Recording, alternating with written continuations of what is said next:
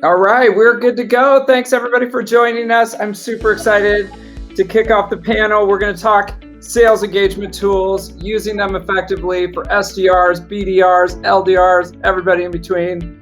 Nikki, thank you so much for joining us and leading the panel. Let's dive in. All right, I think this is going to be fun. Have you ever had that kind of experience, right? Where you started a job and, when you're onboarding, all of the tools that you're going to use, right? The engagement tools, you kind of have like a week or a few days to get comfortable with it. And so if you don't get this part right, the topic that we're discussing today, it can really hold you back.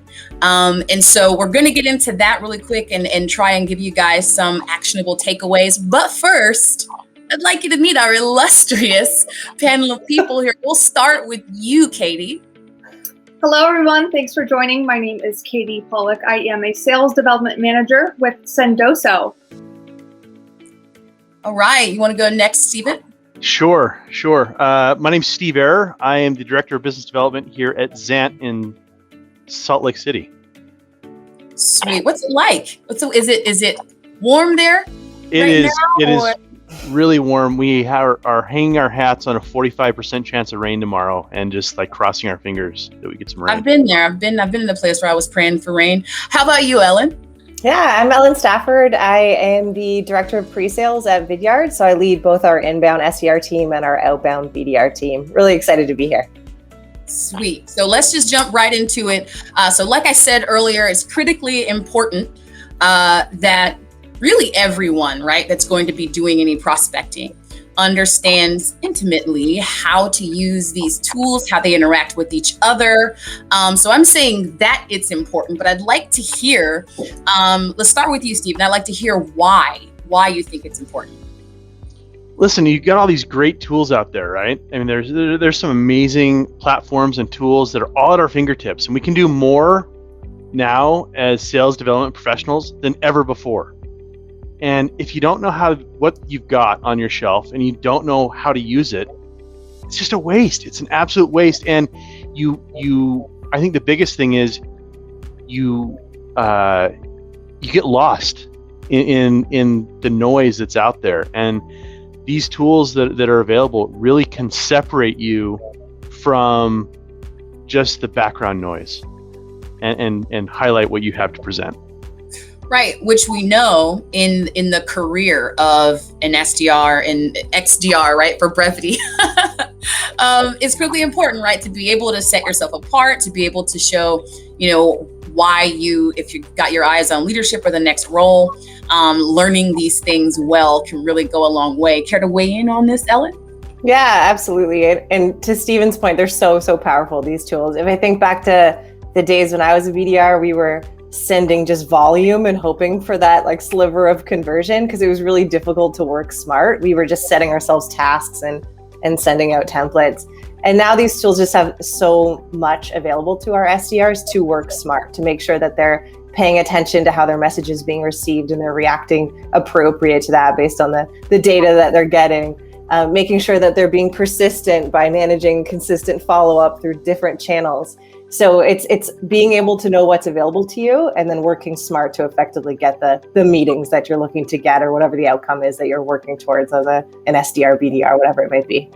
Yeah, I love it. And you mentioned data, which some people might know I kind of nerd out on. So we'll get into that later, but I think it's an interesting point, right? The role that plays in how folks skill up specific to the kind of data that a lot of these sales engagement tools are offering that just didn't exist, back in the day when I was back in my day. Katie, I'd like to hear from you on this. Why do you think it's so important for folks to get this part right? Exactly. So to Ellen's point, working smarter, not harder is the name of the game. By fully understanding what is offered in your tech stack and being able to leverage that data to make decisions is crucial, especially when each rep has 8 hours in the day and is trying to manage that time the most effectively to get to their goals and ultimately their quota. I love it. And so it kind of sort of segues, right? So we understand that it's important. We understand why it's important. And I think folks who are in these roles understand too. So what's holding them back? Ellen, and I guess anybody can answer this question. I'll just pose it to the panel. Do you think folks are intimidated by these tools when they first start a role or when they're first introduced to one? And, how do you think folks can overcome that? I'll start. I think there's a couple of things. One, I think with some of these tools, I look at, Vidyard, for example, a tool my team uses, and there's an intimidation factor initially when you haven't done it before of using some of these tools like a Vidyard. And what I try to tell my team is like, don't worry about it. Just dive in and use it and see how it works. So I do think there's an intimidation factor, and that's on us as leadership to show our team how awesome these tools are. The other thing has a similar solution, and it's that our reps might have a good thing going, and they're like, I don't want to throw another thing in the mix to mess it up. But again, it's incumbent upon us as leadership and as reps to say, okay, how can we always raise our game? What can we do a little bit better? When everybody else is zigging, how do we zag? And it's a lot of times it's these tools, it's these resources that are available to us. Yeah, and I would add to Stephen's point there. It's on us as leaders to make sure that it can be comfortable. We get the obstacles out of the team's way to effectively leverage these tools. So whether it's Vidyard, whether it's XANT or Sendoso, potentially have some guidelines that they can onboard with to understand what are the best practices, set up templates for them, set up cadences that they can lean on to follow guidelines, and then obviously coach them to add their own creative elements, use the data that they can receive to work smart, as we mentioned. But by kicking off their onboarding in the most effective way so that they know, again, the expectations, I've seen that be really successful for my team around jumping into these tools and then looking for ways that they can level up, as Stephen mentioned. Just to chime in there, sorry, Nikki. With respect to what Ellen just said in terms of those reps that have leveraged the tools and have that experience under their belt, being able to have them share their best practices and how they're utilizing the tools effectively is also really great, because they are the ones that are in the weeds doing the job day in and day out.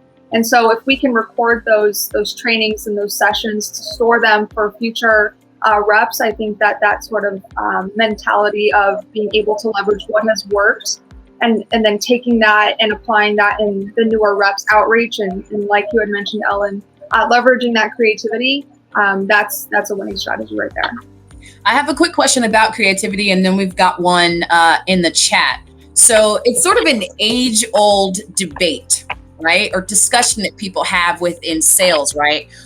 So we're all discussing the importance of these tools and, what they can do in a person's career, really just to make their job easier. But what about this idea that too much dependence on these tools is actually holding people back? It's making them, less likely to develop the kind of scrappy skills that those of us who didn't have these tools might have been able to develop.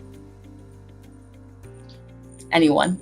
Yeah, that's a great question, and I think that it just goes back to working on the basics, right? Make sure that basics and that foundation's there, and then once that foundation is laid and established, and you know how to do the basics of the job, then we start adding in what I'm going to call the creative, fun tools, like the tools that are really going to take you to the next level. If I'm learning, basketball, you got to learn to dribble before you can learn to slam dunk. And you got to get really good at dribbling before you even think about slamming. I've never actually been able to do that myself. I'm still working on that. But the point is, learn to get creative in that. And then I think that once you add those other platforms, those other tools, then you just encourage that same creativity and you'll see it grow that much more. Yeah, I think you're right. And this is something that we talked about. I'm sorry, I'm gonna come right to you, Ellen. This is something that we talked about offline when preparing for this conversation, is this idea of the art versus the science. Yeah. Go ahead, Ellen. Yeah, I was going to say that idea of knowing your basics is so key to get started. And then knowing your metrics, like work with your leader to know what is my conversion rate. And once you understand sort of the mathematics of what you're achieving, layer in that creativity in a smart way by doing A/B split testing, by only maybe focusing on one change at a time so you can see what's working and not working. And then compare that to where your metrics were before. That's that idea of working smart, right? I don't want to all of a sudden change my entire strategy and start adding in all these new elements at once. Because what if that doesn't necessarily get me to where I want to be? And then how do I pinpoint what's working and not working? So I always consider that idea of going back to basics and layering in elements to add creativity, add personalization, but look at your metrics to make sure that it is working. Or if it isn't working, you know what to maybe change back or to iterate again. Exactly. And that's that data that you were talking about earlier, right? That a lot of these tools are able to really surface for us. Katie, care to weigh in? Yeah, I think that's a great point. By understanding, what can you replicate and what can you change, and going back and reviewing with your manager, I think that just shows growth and obviously overall progression towards the end goal. All right, thanks. So I want to get into this question that we have in the chat. We'll come to you first, Katie. So it seems like you've been going last a lot, and I'm about, inclusion and inequality. So the question is from Mark Eshelman, SVP of Sales at Niche.com. And this question is, what percentage of the week do you dedicate to training on how to use and maximize the tools after the initial training? That's a great question. Thank you for asking that, Mark. I think it sort of depends in terms of the complexity of the tool and how often the tool is being used. Just as sort of like a benchmark, I would say probably once or twice a week as a team, and then individually when you meet with your manager for a one-on-one, circling back and seeing how well have they grasped that concept, how do they know when to implement it, and ask their feedback in terms of just maybe they have the same questions as other reps.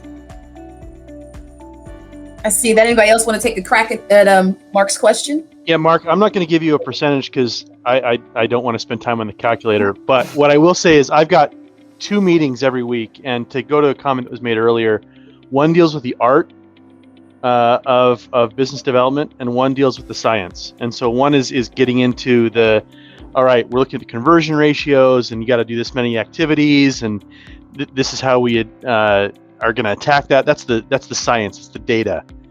The other meeting that we have gets into the art, and it gets into how do we increase those numbers and get creative. How do we use Vidyard? How do we use gifting in Sendoso? How do we use our own platform to increase engagement? And then on the coaching side, when we're doing the one-on-ones, those weekly one-on-ones, it's all right. That's how we address it as a team overall. But then we want to talk about, because each rep, I'm not hiring robots. I've got great reps that work for me. They've got their own flavor, and how can we adapt those tools that we've got for their own style? And we do that on the one-on-ones, and what are some things we can try and do it in a thoughtful, methodical way?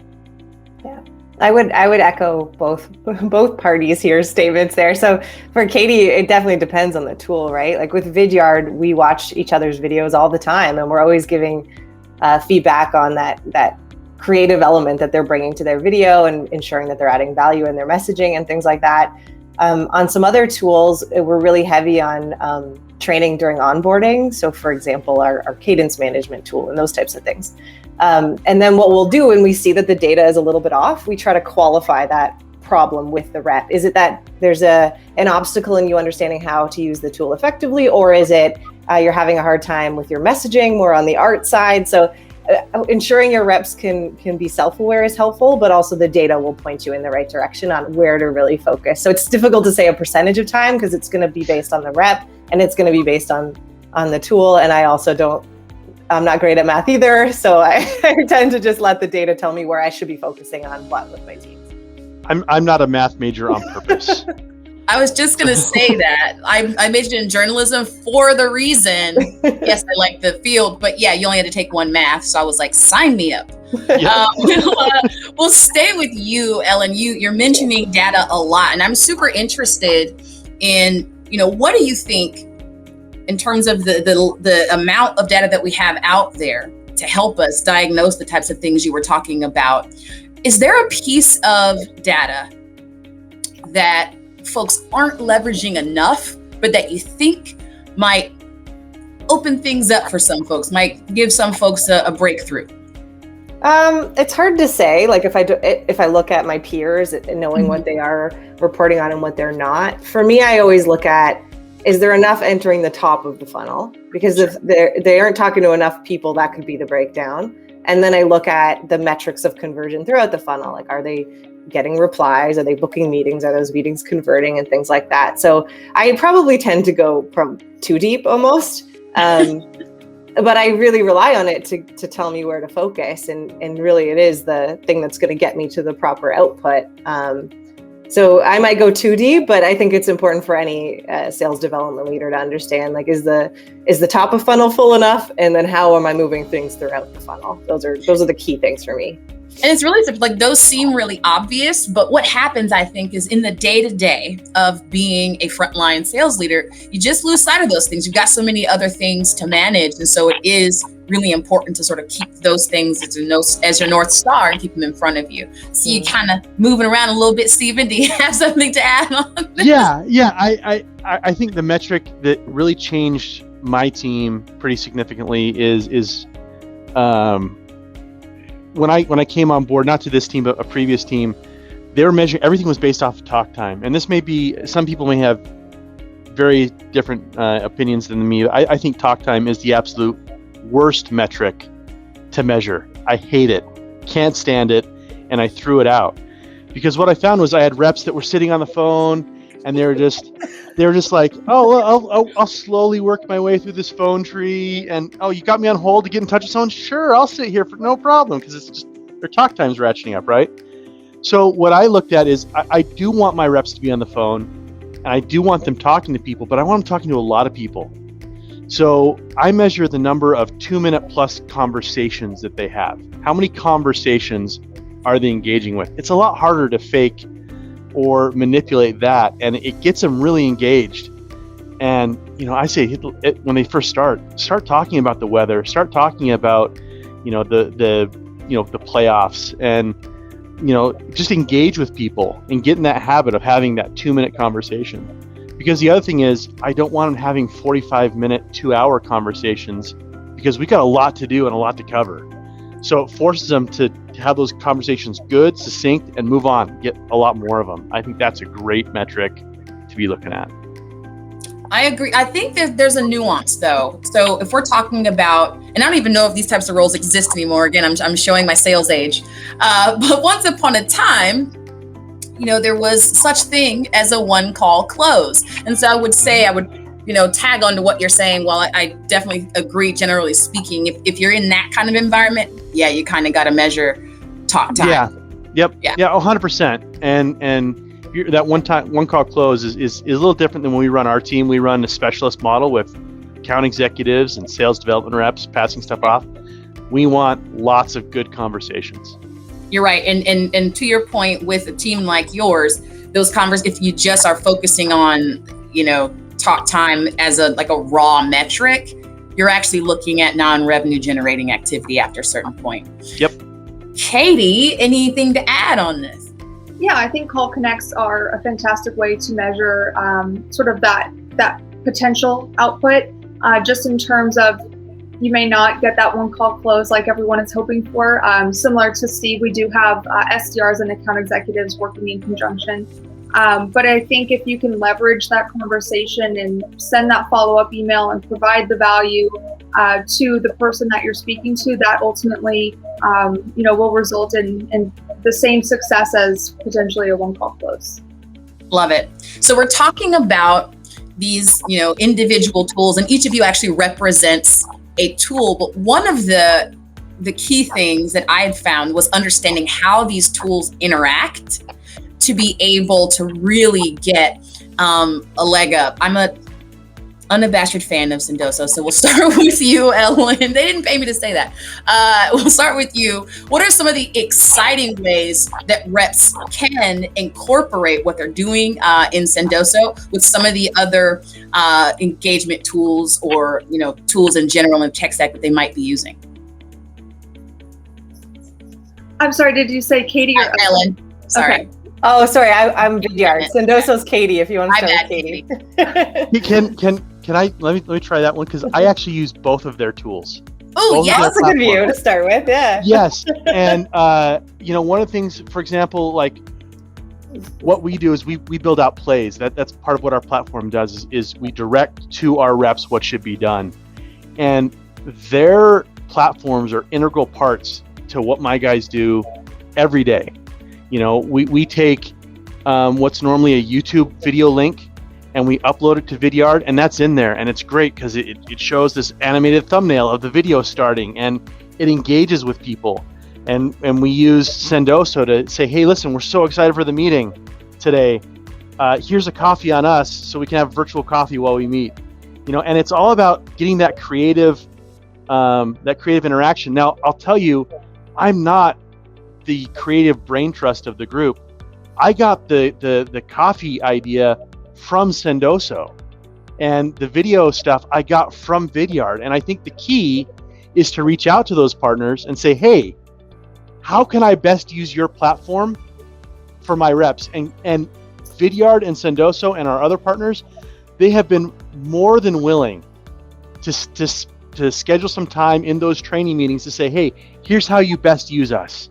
And here's some ideas and some best practices and some things that customers are using that are just going to blow you away. We actually, I hear ideas from our customers like, oh, they're using us that way? That's amazing. Yeah, let's do it. So you just have to have your ears open, be willing to ask, and ask Ellen and Katie. Ellen and at Vidyard. Yeah. I love that answer, Stephen. Ellen, I cannot wait to hear what you've got to say on this question. Yeah, I think that's super important. Connecting with your, as sales development, business development leaders, connecting with your peers at other organizations to understand how you could effectively use the different tools that are available. It's super important. And then just integrating as many tools together as possible to really make sure that you're helping your team to work efficiently, avoid clicks, avoid having to leave one platform and go into another one. So it's great to hear from Stephen, who's using all three of these tools to ensure that his team can work super effectively, right? For us at Vidyard, obviously we look at the data. I keep bringing it back to the data. We always lead with video to get people's attention right off the top, because we're in a great position that we can use our tool to kind of position our tool. But then we just look at the other elements of our funnel and we say, where are we breaking down or where are we not converting the way we want to convert? Maybe that's a good spot to put in a Vidyard video or send something through Sendoso to increase that conversion rate. So when you do have all these things integrated and you're working smart, you'll look for opportunities to leverage the different tools in your tech stack differently. Yeah, I think that this is important, and it ties into this whole what you're talking about, right? So we're measuring conversions at different points of the buyer journey. And one of my favorite places to use a Vidyard video is before a scheduled meeting, right? And so I do this thing, I say something like, I'm looking forward to talking to you, but I forgot to tell you, I read this thing and it made me think of you. And doing that on a video I've found is really compelling and has an impact on your show rate for meetings. So again, yes. 100%. Video allows you to show your body language, use your voice, use your tone, all of that. And I think there's this little element of guilt that they're less likely to no-show you if they've seen your face and they've interacted with you in that way. But same thing as a follow-up to your calls, right? Don't send a long paragraph. Yes. Send them a video to recap. It's a lot more engaging. So yeah, lots of ways you can use any of these tools. Just look at maybe where your numbers aren't where you want them to be. And then I want to say one more, since I know some folks might have come here to hear some hacks. If I've sent that video, right? If I've sent someone a video and they haven't responded, I'm stuck in, no man's land. I send this email with the subject line, "Is it my face?" Right? It only works if you've sent them a video, and then you kind of call out 3 reasons why people generally don't return. Like, well, most of the time when people don't talk to me, it's budget. I can handle that. Or it's, they're just busy. I can handle that. But if it's my face, I got to tell you, my feelings are hurt. So and then it typically gets a response. So I'm a huge fan of that. I'm going to take that from you because that's great. It's usually my face. Right? It's usually my same. But I want to get this question we have in the chat. It's from the poll. The question is, if you're struggling to learn how to leverage your sales engagement tools, where do you start? Katie, get in there. I would say there's two places to start. I think in terms of being able to leverage the tool that you're using, typically they'll have resources and videos on how to use it, as well as, leveraging others that have used the tool well. Similarly, and I'd mentioned this earlier, where we have SDR-led training sessions on the tool that they have found success in, and being able to leverage that time and time again. I love it. It looks like we might be coming up on time, but I'm not quite certain about that. So I'm going to try to sneak in another little question here. So I have a question for you too, Nikki. Go ahead. Yeah, I like getting questions.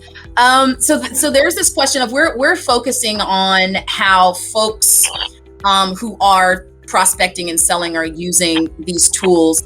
I want to give a little love to the customer success folks. How have you guys seen customer success folks leverage sales engagement tools? That is a good question. I don't think I'm the right person to answer. I shouldn't have spoken up first. Yep. So our customer success team uses all the same tools that we use, and because it's just further down the line of what we're doing as business development leaders.